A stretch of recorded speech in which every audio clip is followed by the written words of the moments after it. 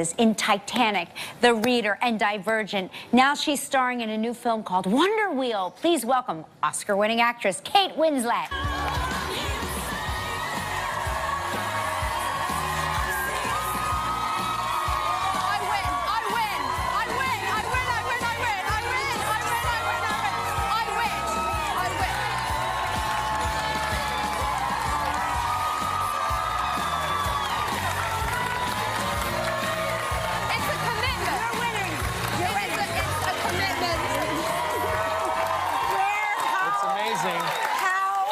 You always impress.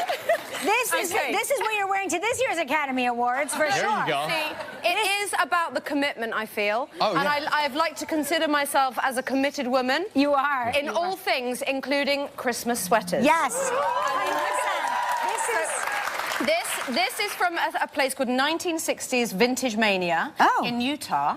Oh. And there's a woman named Linda. We got it on Etsy. Well, turn around and look. Show the You back. think There's a I have hat just on one? the back. I have an extra hat. I mean, I have an extra hat. I even have a couple of candy canes. Yeah. If you hadn't had enough already this morning. I mean, I've got to tell you, I'm impressed. This is a dry cleaner. You can't wash it, right? Yeah. I don't think you can. It can't ever be washed. But this is great. Thank you so much for doing such a wonderful themed show. That's beautiful.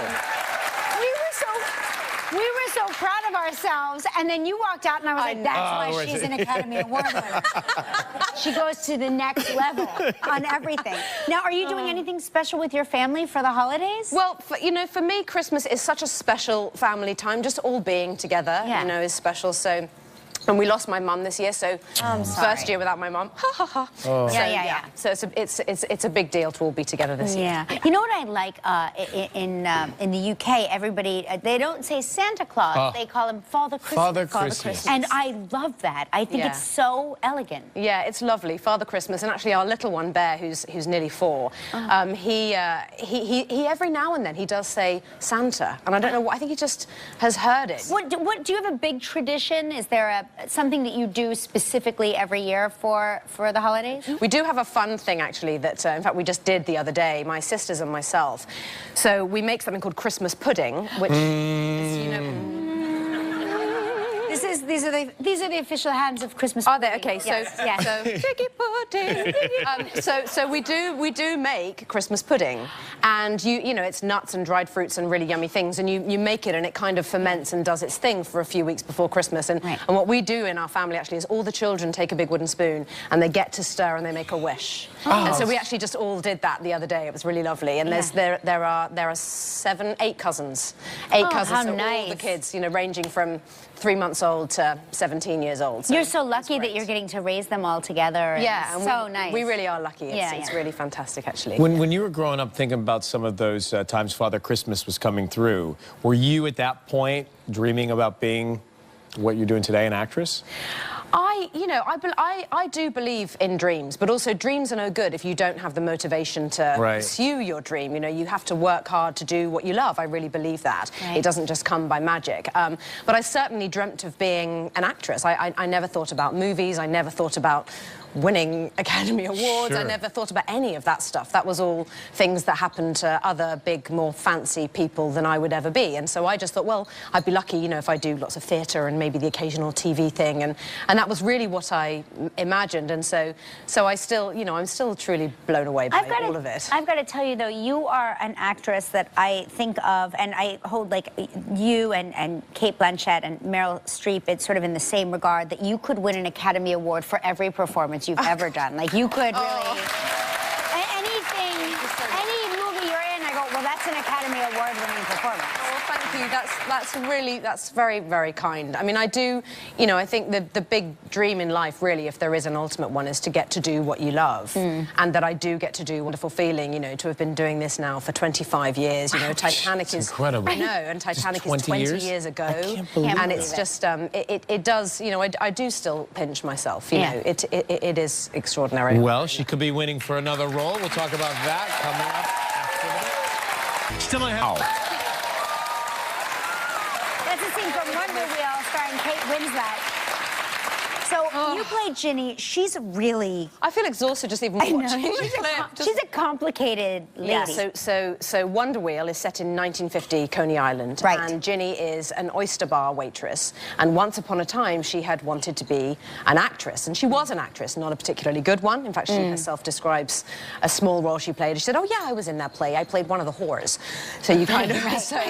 So that's the kind of level of how successful she was once upon a time. So she's living a life that she never imagined for herself. She has a son who's a pyromaniac. He actually sets fires. Right. And she's married to Humpty, played by Jim Belushi, and they live in the amusement park in Coney Island above a shooting alley. And she meets and falls in love with Mickey the lifeguard, played by Justin Timberlake, and they embark on this affair. And she becomes quite deluded in the sense that she really believes that they can run away together and have a different life.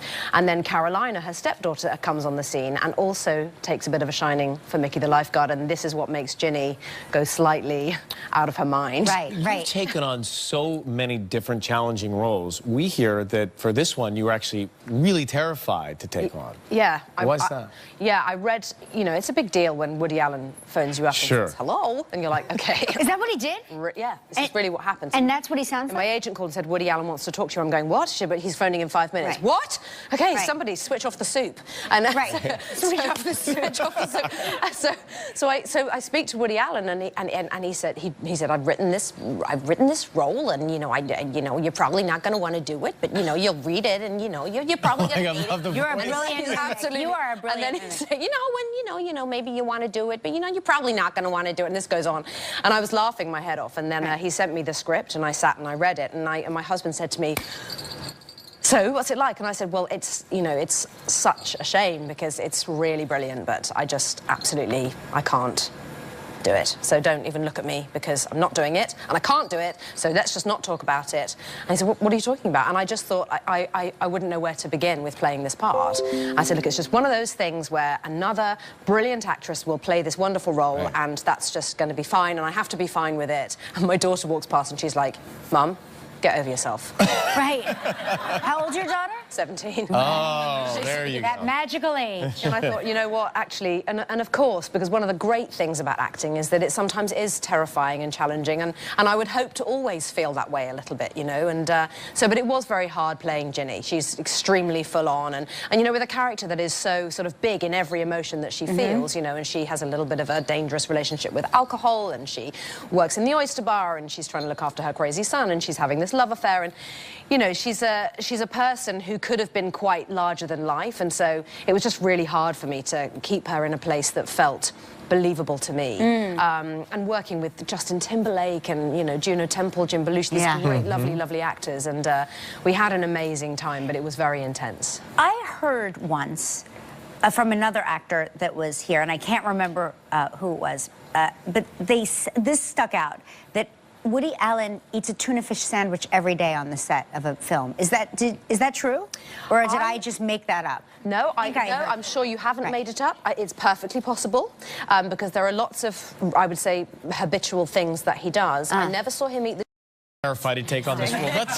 But he was amazing to work with. I mean, he's a great artist and wonderful director, but more than anything, he writes such extraordinarily powerful roles for women. Yeah. He does. And, you know, I was so excited to sort of join that long line of wonderful actresses, you know, Diane Keaton and, you know, and Kate Blanchett. You know, you think of these incredible people, and to sort of be in their company felt like a big deal. Plus, it was a big thing for my mum, if I'm honest. She was like, darling, you've got to work with him. And, well, see it all come together.